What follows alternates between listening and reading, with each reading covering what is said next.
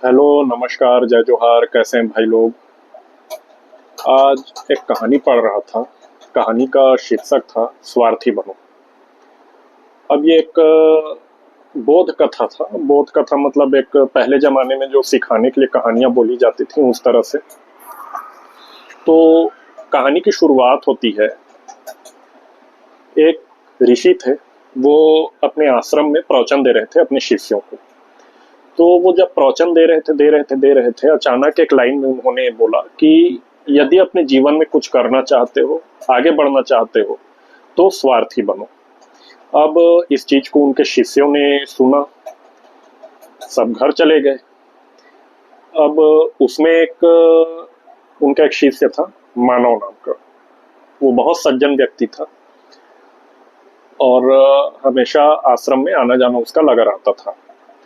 तो वो कहानी अब सुना, उसका दिमाग घूमने लगा, गुरुजी ऐसा क्यों बोल रहे हैं, स्वार्थी बनो, ये कोई अच्छी बात तो है नहीं, स्वार्थी बनना इसको तो अधर्म माना गया है, गलत है, ये सब उसके दिमाग में चल रहा था। अब वो घर चला गया और वो अपने रोज के काम में व्यस्त हो गया। धीरे धीरे समय बीतता गया और मानव अपने घर का एक ऐसा आदमी बन चुका था जिससे हर कोई गधे की तरह काम कराता था। वो सबका ख्याल रखता था, हर काम करता था। कोई बीमार पड़ जाए दवा लाता था। यहाँ तक कि ऐसे होते गया कि उसके जो रिश्तेदार थे उन्होंने उसका इस्तेमाल करना चालू कर दिया। अब ये बात उसके समझ में नहीं आ रही थी। उसका आश्रम में आना जाना कंटिन्यू लगा हुआ था।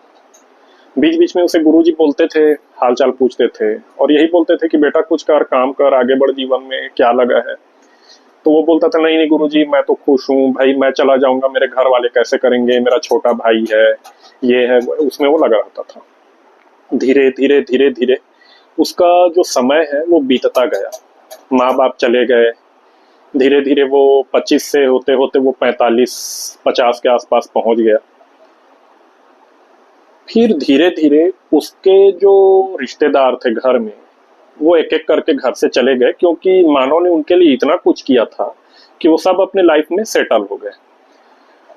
अब उसने रियलाइज किया, यार मैं तो अकेले हो गया हूँ, मेरे घर में तो कोई है नहीं, मेरा छोटा भाई है वो चला गया, मेरे भतीजे थे वो चले गए, सारे रिश्तेदार चले गए। अब उसने एक चीज और नोटिस किया कि जैसे मैं अपने किसी रिश्तेदार के यहाँ जाता हूँ तो कभी कोई बर्तन पटकता है, कभी कोई और कुछ करता है, मतलब ऐसी हरकतें कि मैं एक दिन 2 दिन से ज्यादा नहीं रह सकता। ये सब उसके दिमाग में चल रहा था। अब जो कि वृद्धावस्था आ रही थी, उसने अपने लिए कुछ किया नहीं था। यहाँ तक कि उसको जो संपत्ति मिली थी उसको उसने अपने छोटे भाई को आगे बढ़ाने में लगा दिया। अपने भाई की शादी की, बहन की शादी की, सब चीज उसने किया। वो सीधा सीधा रोड में आ गया। अब हुआ क्या, एक दिन वो अचानक बीमार पड़ गया। अब बीमार पड़ा तो घर में कोई था नहीं। अब घर में कोई था नहीं तो देख रेख करने वाला भी कोई नहीं था। अब वो खाट पे पड़ा हुआ था, सोया था, आराम कर रहा था, देखने वाला कोई था नहीं। ऐसे 2-4 दिन बीते। अचानक एक दिन दरवाजे पे दस्तक हुई। तो मानव बोला कि भाई आ जाओ, दरवाजा खुला हुआ है, मैं दरवाजा खोल दूं, ऐसी मेरी शारीरिक स्थिति नहीं है। तो उसने देखा, दरवाजा खुलते ही सामने उसके गुरुजी खड़े थे। अब उसने गुरुजी को देखा तो वो उठने की स्थिति में नहीं था, लेकिन उसने अभिवादन किया। तो गुरुजी ने उसको लेटे रहने के लिए बोला। फिर गुरुजी गए उसके पास, एक वहां पे आसन था, उस पे बैठे। बैठने के बाद उन्होंने मानव को देखा तो मानव बहुत बीमार था। गुरुजी बोले, कैसे मानव, क्या हुआ? तो मानव बोला, गुरुजी स्वास्थ्य सही नहीं है, तबीयत ठीक नहीं है और कोई देख रेख करने वाला भी नहीं है। तो गुरुजी बोले, तुमने अपने भाई को बताया? तो उसने कहा, हाँ मैंने संदेशा भिजवाया था। अब उस समय में फोन वोन तो था नहीं, तो पहले जैसे होता था किसी आदमी को बोल के। तो वो आया तो उन्होंने बोला, नहीं तुमने अपनी बहन को बताया? तो वो बोला, हाँ बताया था, लेकिन पता नहीं अभी तक वो भी नहीं आई है। तुमने अपने भतीजों को बताया? तो उसने कहा, हाँ बताया। तो क्या है जवाब? तो मानो बोला, पता नहीं गुरुजी, अभी तक तो कोई नहीं आया, मैं इसी उम्मीद में था कोई आएगा। तो गुरुजी बोले बेटा कोई आएगा भी नहीं, तुम एक काम करो, तुम मेरे साथ मेरे आश्रम में चलो, वहां रहो, जब ठीक हो जाओ यहाँ आना चाहो अपने घर आ सकते हो, और वहां रह के कुछ काम करना चाहो वहां रह जाना। तो मानो पहले तैयार नहीं हो रहा था, फिर बोला कि चलिए ठीक है। उसके बाद उसको लेके गए, गुरुजी ने उसकी दवाइयाँ की, उसकी देखभाल की। कुछ दिनों बाद मानो सही हो गया, ठीक हो गया। फिर मानो एक दिन आश्रम में ही, अभी वो घर नहीं गया था, वो पीपल पेड़ के नीचे बैठा हुआ था। तो गुरुजी आश्रम में टहल रहे थे, फिर पेड़ के पास पहुंचे, देखे मानो कुछ सोच रहे हैं। तो गुरुजी बोले क्यों मानो बेटा क्या सोच रहे हो? तो मानो उनको देखा और बोला कि गुरुजी मैं यही सोच रहा हूँ, मैंने अपने जीवन में क्या गलती की जो मुझे आज ऐसा दिन देखना पड़ रहा है। तो गुरुजी बोले क्या? गुरुजी और क्या बताऊं, मेरी ये स्थिति है, यदि मैं मर गया, मेरा शरीर छूट गया, तो मुझे जलाने वाला भी कोई नहीं है, पता नहीं मेरे लाश की क्या गति होगी। मैंने तो ऐसा कोई अधर्म इस जीवन में नहीं किया, ऐसा मुझे याद नहीं आता। मैंने तो हमेशा दूसरों के लिए ही किया है, हमेशा दूसरों के लिए मैं जिया हूँ, हमेशा दूसरों के लिए किया हूँ।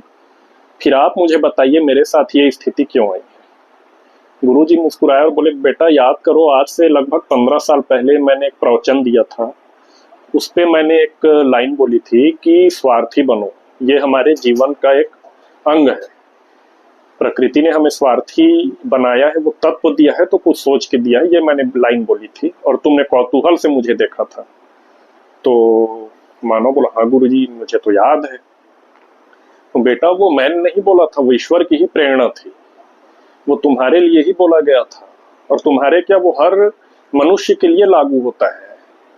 यदि तुम स्वार्थी बने होते मानव, तो आज तुम्हारी ये स्थिति नहीं होती। तुम इस बात को समझो, इस बात को तुम ऐसे समझो, यदि तुम स्वार्थी होते। स्वार्थी का अर्थ क्या होता है ये बताओ। तो मानो बोला अपने बारे में सोचना। तो तुम मुझे ये बताओ ये गलत कहाँ से हो गया?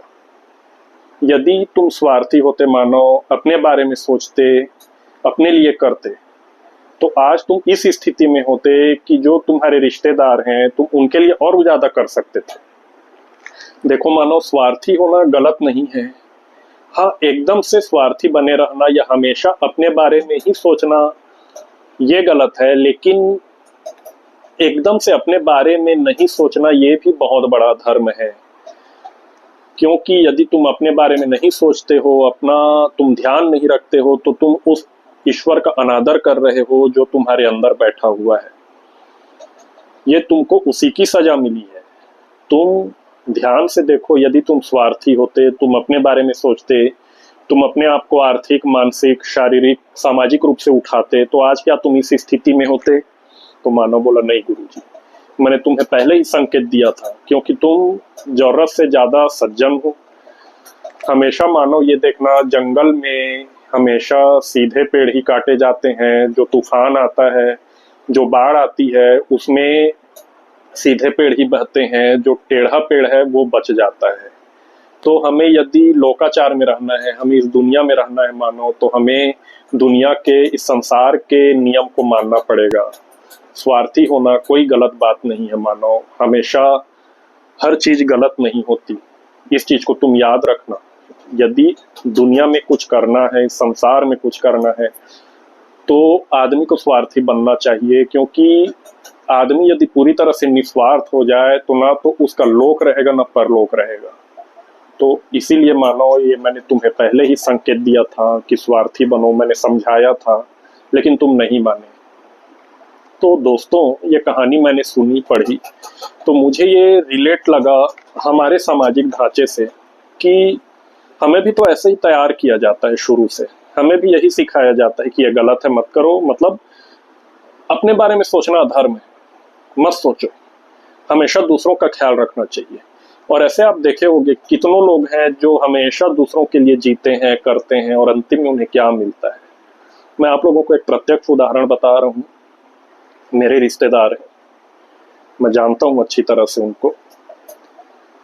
तो उन्होंने जिंदगी भर अपने घर वालों के लिए किया, बहुत किया।